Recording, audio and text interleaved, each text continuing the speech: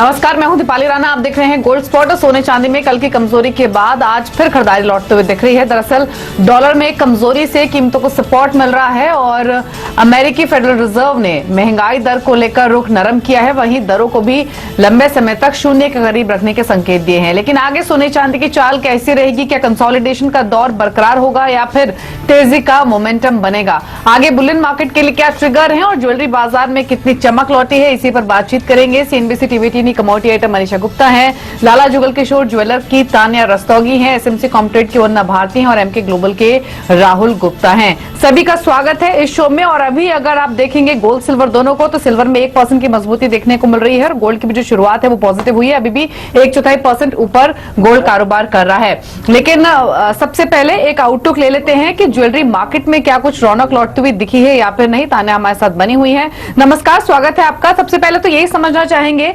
In fact जो हर jeweller से हम जानने की कोशिश करते भी हैं जब वो हमारे शो में मौजूद होते हैं, वो यही कि हायर लेवल से भाव काफी नीचे आ गए हैं सोने के। तो ऐसे में जो खरीदारी बिल्कुल नदारत थी वो कितनी लौटती हुई दिख रही है? इंडिकेशंस क्या मिल रहे हैं आगे के लिए? क्योंकि फेस्टिव सीजन की भी शुरुआत हो चुकी है, प्राइसेस भी ऊपरी स्तरों से हल्के हुए हैं। तो क्या ट्रेंड्स हैं अभी ज्वेलरी मार्केट में?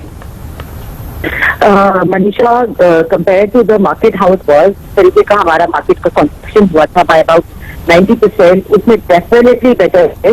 जैसे आपने कहा कि सीजन इज नाउ हियर, तो अच्छा खासा वॉकिंग ऑफ जितना भी वेडिंग था जो आपका अप्रैल मार्च में कैंसिल हुआ, वो सब पोस्टपोन था फॉर अक्टूबर।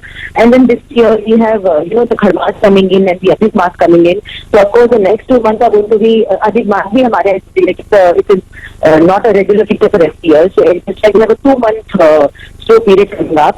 तो उसका ही एक रिएक्शन के लिए हम देखेंगे कि ये महीना हमारा अच्छा हम देख रहे हैं और तो वेडिंग जा रहे हैं। तो अगर परसेंटेज वाइज देखें तो I can say definitely recovery in our industry, मतलब contraction up to 30% promote, so there's definitely recovery, but then we're also looking at a slow next couple of months. Tanya, आपने बोला 30% की सेल्स फिलहाल यहाँ पर अभी हैं पिछले साल के कंपैरिजन में, और जो साल का आखिरी क्वार्टर होता है वहां पर बेस्ट सेल्स देखने को मिलती हैं क्योंकि शादियां होती हैं, धनतेरस, दिवाली का समय भी होता है, तो बाइंग उस टाइम पे आती है। जैसे जैसे लॉकडाउन ईज हो रहा है, आपको लगता है ये खरीदारी लौटेगी? और दूसरा, काफी हद तक जो बिजनेस है वो ऑनलाइन पर जाता हुआ नजर आया है, क्या वहां पर नंबर्स किसी तरह से जो यहाँ पर गैप है उसे फिल कर रहे हैं? देखिए, ऑनलाइन का जो मार्केट है, अगर आप समझे इंडिया का ऑनलाइन है very different kind of online. Percentage wise अगर देखें तो अभी भी इंक्लूजन इज लेस देन 2%, तो that really does not affect us. What is happening now is कि lot of customers want one more separate extra service कि अच्छा आपको तो बताओ, जब हमने ऐसे मार्केट में लॉकडाउन के टाइम पे we actually opened new store because now we need to be nearer to the client. आपका point of delivery should be near. Client doesn't want to travel too much. Otherwise है कि वो area affected है, then client doesn't want to go to that area anymore, no matter how much of a regular customer is of that area. तो and plus so many customers don't want to come. अगर small need है, जैसे लड़की की शादी हुई, लड़की की शादी हुई, आपको चीन अंगूठी ऐसा कोई देना होता है, there are now every showroom now has people appointed जो उनको WhatsApp पे showing them stock। तान्या, जैसे आप कह रही हैं कि ऑनलाइन की जो सेल्स हैं वो अभी सिर्फ 2% पे है, लेकिन आपकी ये बात सही है कि बड़े बड़े शोरूम्स सिटी में एक बनाने की जगह ये अच्छा है कि 3 या 4 छोटे छोटे बना लिए जाएं ताकि आप कंज्यूमर्स के पास हैं और उसका फायदा ऑफकोर्स यहाँ पर कंज्यूमर्स उठाते हुए नजर आएंगे। राहुल, आपको क्या लगता है, क्योंकि सोने चांदी में हमने बहुत बड़े स्विंग्स यहाँ पर आते हुए देखे हैं, निचले स्तरों पर खरीदारी है, ऊपरी स्तरों पर मुनाफा वसूली है, तो ये ट्रेंड ये दूसरा ऐसा हफ्ता है जहां पर जारी रहा है? मनीषा, आई थिंक ये कंटिन्यू रहेगा। लास्ट फ्राइडे भी जब हमने बात की थी, मैंने वहां से एक शॉर्ट टर्म के लिए सेल का सजेशन दिया था। मेरा आज भी शॉर्ट टर्म के लिए एक सेल का ही सजेशन है, क्योंकि कल अगर हम फेड के चेयरमैन का भी स्पीच सुने तो उन्होंने काफी इंडिकेशन दिया है क्या इंटरेस्ट रेट यूएस में अभी 5 साल के लिए शायद 0 के आसपास ही रह सकते हैं, चाहे इन्फ्लेशन बढ़े, क्योंकि उन्हें अनएम्प्लॉयमेंट को सपोर्ट करना है, जीडीपी को सपोर्ट करना है। तो यहाँ से एक राहत पैकेज और ये सब भी आने की उम्मीद है। उसके पहले मुझे लगता है ये एक डिप देगा, गोल्ड फिर से आपको 50,000 के आसपास एक डिप देगा, जो 2 दिन पहले उसने 50,500 के आसपास का डिप दिया था। आई थिंक फिर से वो उस लेवल पे आएगा। फिर वहां से निवेश पर्सपेक्टिव से किसी को बाई करना हो तो बाई करना चाहिए, लेकिन इंट्राडे और एक हफ्ते के लिए अगर करना हो तो यहाँ से सेल ही करना चाहिए। आपको एक नीचे में डिप मिलेगा और फिर वहां पे आप निवेश पर्सपेक्टिव से 49 का स्टॉप लॉस लगा के बाई करें। आपके टारगेट्स ऊपर में 54 तक के भी आ सकते हैं।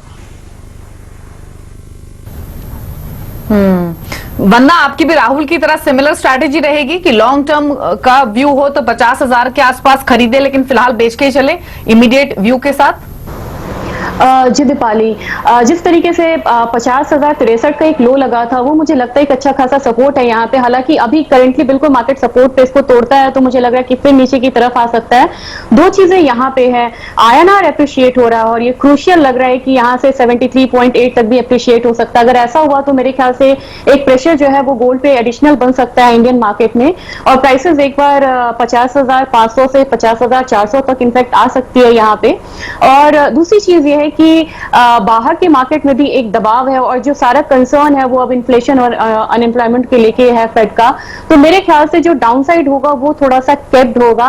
48-49 का एक्सपेक्टेशन अभी यहाँ नहीं रख सकते हैं, इसलिए 50,000 से 50,500 के बीच में एक साइकोलॉजिकल सपोर्ट भी है और वहां से मुझे लग रहा है कि प्राइसेस बाउंस बैक होंगे और दोबारा एक बार 52,500 से 53,000 तक यहाँ पे आ सकते हैं। तो अब एक रेंज ट्रेडिंग में ट्रैप हो गया, चाहे वो सिल्वर हो या गोल्ड हो। चांदी के ऊपर भी राहुल आपका व्यू जानना चाहेंगे, क्योंकि यहां पर भी थोड़ा सा रिबाउंड आते हुए देखा है। इनिशियली चांदी को सोने का भी फायदा मिल रहा था और इंडस्ट्रियल कमोडिटीज का भी मिल रहा था। आज की बात अगर करें तो सोना सपाट है, इंडस्ट्रियल मेटल्स में 1.5 से 2% की बढ़त है, लेकिन उसका चांदी बहुत ज्यादा फायदा उठाती हुई नजर नहीं आई।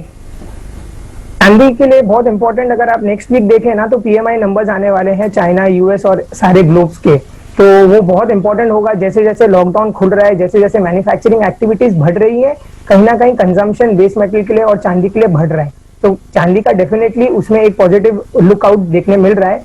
मेरा मानना है यहाँ से चांदी एक कंसोलिडेशन में रहेगी, आपको नीचे में 60,000, ऊपर में 68,000, यही रेंज में काफी दिन तक घूमेगी जब तक गोल्ड से कोई बड़ा ट्रिगर नहीं आता।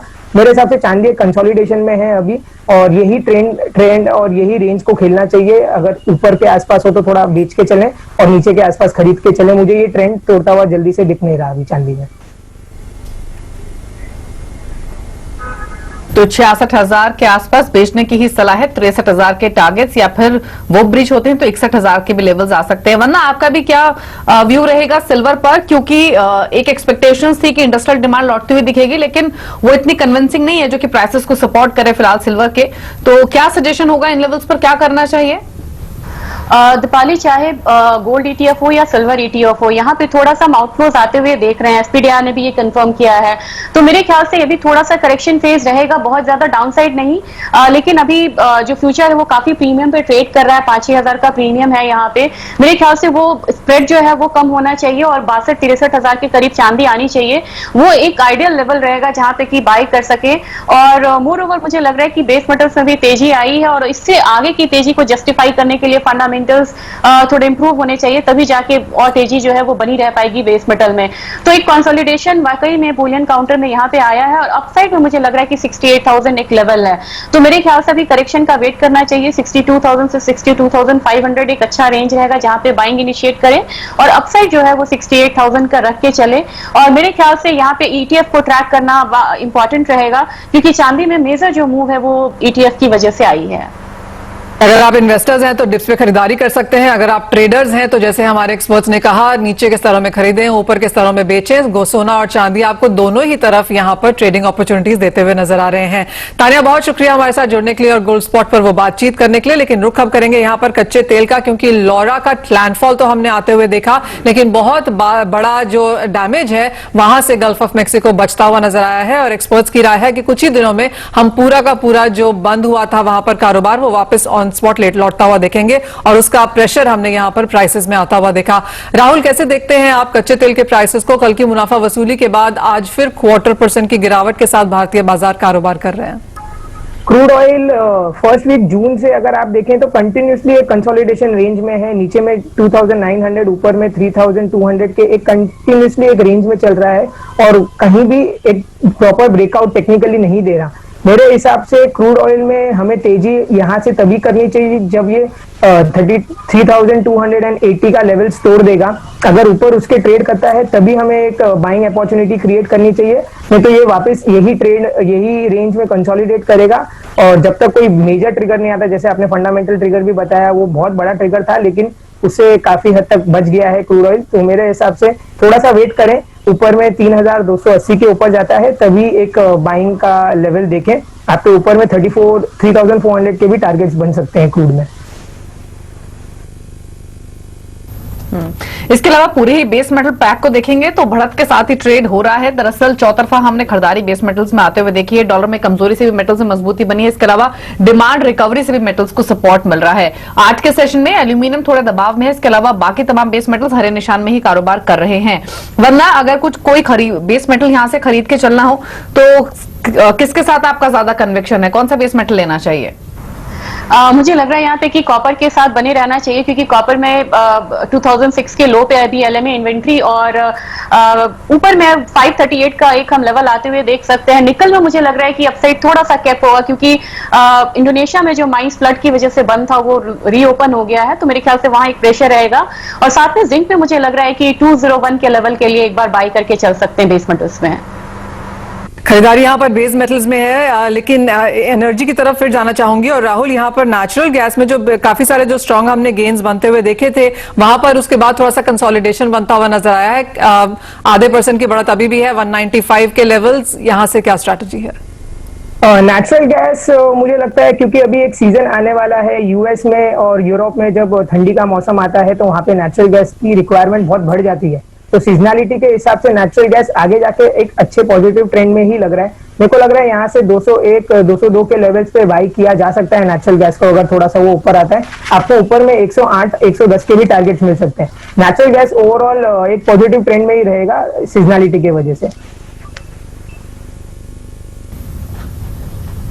ठीक है, तो ये स्ट्रैटेजी आपको बताई गई है और नेशनल गैस पर 199 पर अभी कर रहा है ट्रेड। चलिए एक ब्रेक के लिए यहाँ पर रुक रहे हैं, लौटेंगे तो एग्री कमोडिटीज की ओर रुक करेंगे। साथ ही आप बताएंगे आज की हॉट कमोडिटी और एग्री कमोडिटीज में स्पेशली फोकस करेंगे सोयाबीन पर। तो जल्द वापस आते हैं छोटे से ब्रेक के बाद।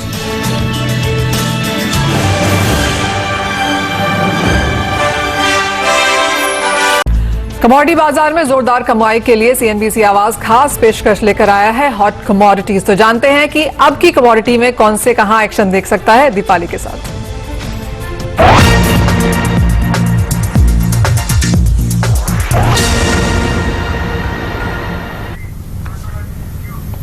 आज की हॉट कमोडिटी है कॉपर। 523 के लेवल्स के आसपास खरीदारी की जा सकती है। 520 के स्टॉप लॉस रहेंगे, टारगेट रहेंगे 529। ये एक दो दिन के पर्सपेक्टिव से कमोडिटी रेकमेंड की जा रही है और कई कारण है। मेटल्स में ऑलरेडी हम देख रहे हैं लगातार एक्शन बना हुआ है। और अगर क्रूड की स्पेशली बात करें तो हमने देखा है कि कोविड-19 की वजह से जो वर्कफोर्स है वो इंपैक्ट हुई है, माइनिंग डिस्ट्रप्शंस हुई है, जिसके कारण जो एलएमए इन्वेंट्रीज है वो 14 ईयर्स के लोज पर ट्रेड कर रही है। तो ये एक फैक्टर जो कि सपोर्ट कर रहा है। इसके अलावा जो फेड चेयरमैन की स्पीच रही है उसमें उन्होंने क्लियरली हिंट किया है लोअर इंटरेस्ट रेट के लिए, हायर इन्फ्लेशन के लिए। तो ये भी एक पॉजिटिव एस्पेक्ट है कॉपर के हिसाब से भी। इतना ही नहीं, चाइना में हमने देखा है कि जो सालाना इंपोर्ट्स है वो भी डबल हुए हैं। तो वापस जो डिमांड है बेस मेटल्स की वो इंक्रीज हो रही है। तो इसीलिए ये मल्टीपल फैक्टर्स है जो लगातार हमने देखा है कि सपोर्ट कर रहे हैं पूरे ही बेस मेटल पैक को। लेकिन सभी में जो सबसे स्ट्रॉन्ग कंटेंडर लग रहा है फर्दर तेजी के लिए वो कॉपर है। इसीलिए मौजूदा लेवल्स के आसपास ही खरीदने की सलाह है। 523 के लेवल्स पर 529 का टारगेट रहेगा, स्टॉप लॉस 520 का। यहाँ पर सबसे बेहतर रिटर्न्स दिए भी हैं इस साल में। कॉपर की अगर बात करें तो 20% की तेजी ऑलरेडी है। 10 से 11% की बढ़त हमने जिंक और निकल में आते हुए देखी है और इसी के साथ एल्यूमिनियम में 8% की तेजी अब तक इस साल में देखने को मिली है। तो जैसे दीपाली ने कहा, कॉपर अभी भी यहाँ पर मोमेंटम यहाँ पर ऑन द हायर साइड है। और अगर मेटल्स में देखें तो सबसे बेहतर अपॉर्चुनिटीज अभी भी यहाँ पर है।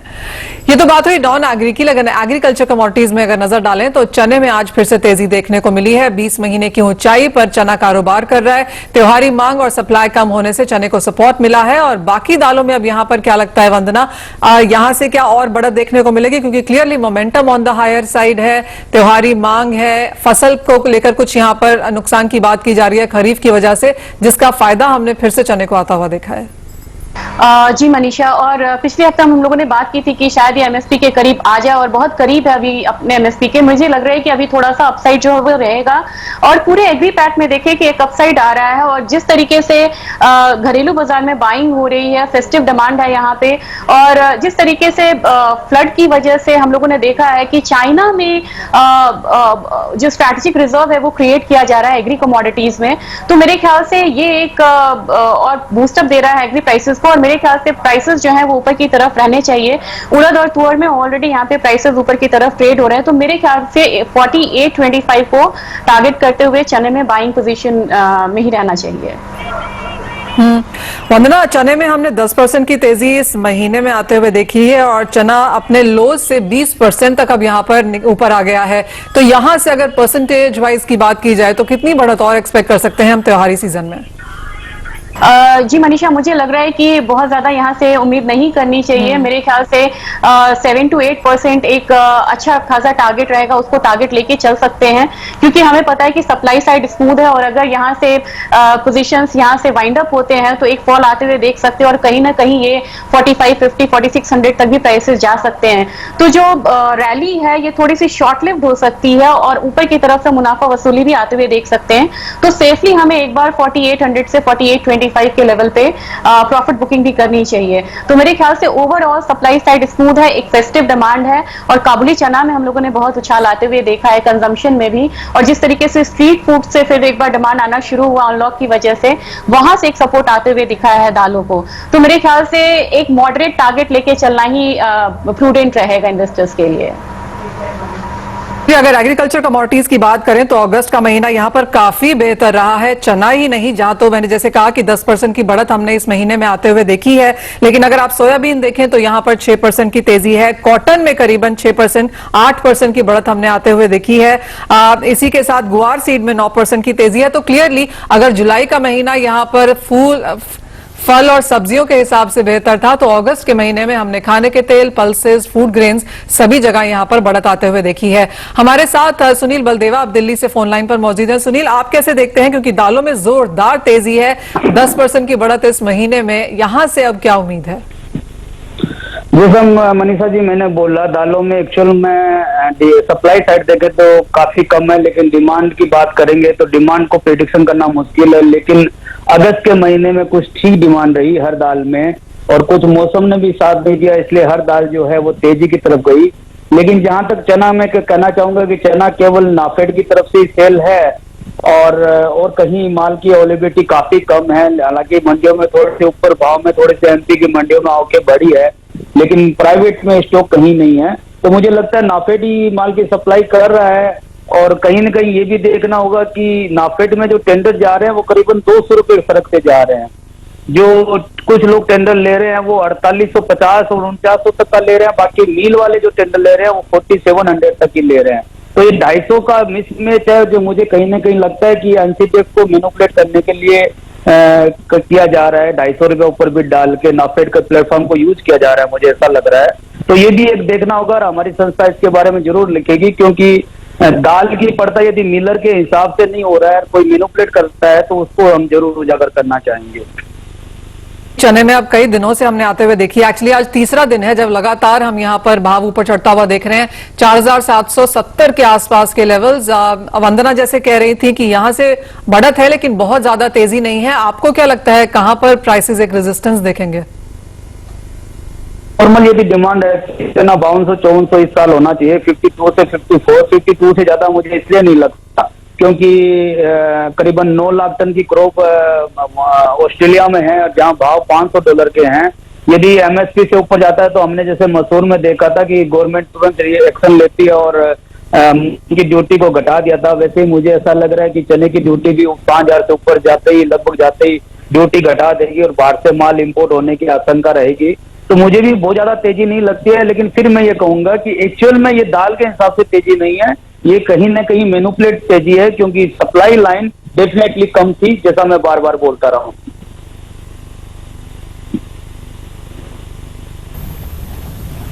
यहाँ पर बढ़त देखने को मिल सकती है। जी जी सुनील जी, बहुत शुक्रिया जुड़ने के लिए। तो मतलब यहाँ से भी momentum on the higher side है और फिलहाल भाव यहाँ पर 4800 के हैं, लेकिन जैसे आप कह रहे हैं कि इस साल में 52-5400 तक भी हम चने के भाव आता हुआ देखेंगे, तो क्लियरली दालों में अच्छी खासी तेजी आगे जाकर भी है। तो दीपाली, एग्रीकल्चर कमोडिटीज में तो क्लियरली बहुत स्ट्रांग बज है, ऑलमोस्ट आग लगी हुई है त्योहारों से पहले। बिल्कुल, उससे पहले अच्छी तेजी देखने को मिल रही है और इनफैक्ट एग्री कमोडिटीज पर चर्चा हो रही है, तो रुपए पर भी आउटलुक ले लेते हैं मनीषा जी, क्योंकि एग्री कमोडिटीज भी रुपये मूवमेंट से काफी क्यों लेती हैं और हमने देखा है कि रुपया 5 मंथ्स के हाईस पर ट्रेड कर रहा है। तो राहुल, आप बताइए रुपए पर आपका क्या आउटलुक है, क्या स्ट्रैटेजी है? रुपी कंटिन्यूसली एक लास्ट 2 महीने में अगर आपने देखा हो तो बहुत अच्छा एप्रिसिएशन मोड में आया है और अभी रिसेंटली उसने 7350 के लेवल्स भी अचीव कर लिए हैं। मेरे हिसाब से ये फाइनल लेग की रैली थी जो इसने मोर और लेस अचीव कर लिया है। यहाँ से मुझे लगता है अभी हम वापस डेप्रिशिएटिंग मोड में जाएंगे। टेक्निकली भी देखें तो एक फ्लैट चैनल इसने बनाया था, फ्लैट चैनल के एकदम लोअर एंड पे आ गया है। तो मैं रुपी के लिए तो बाय ऑन डिप्स का ही एडवाइस दूंगा। रिलायंस के रिलेटेड जितने भी फ्लोज थे आई थिंक मोर और लेस मार्केट में वो ऑलरेडी आ चुके हैं एंड कहीं ना कहीं आरबीआई भी इंटरवीन करके एक लेवल नहीं बट रुपी को काफी प्रोटेक्ट करने की कोशिश कर रखा था। तो आई थिंक यहाँ से रुपी में बहुत ज्यादा बढ़त की मुझे उम्मीद अभी कम है। यहाँ से अभी एक डेप्रिशिएटिंग मोड पे आ जाएंगे हम और शॉर्ट टर्म में मुझे लगता है 75-20 के लेवल्स भी हम समझो सितंबर एंड तक अचीव कर सकते हैं। So rupee is in on a depreciating mode according to me.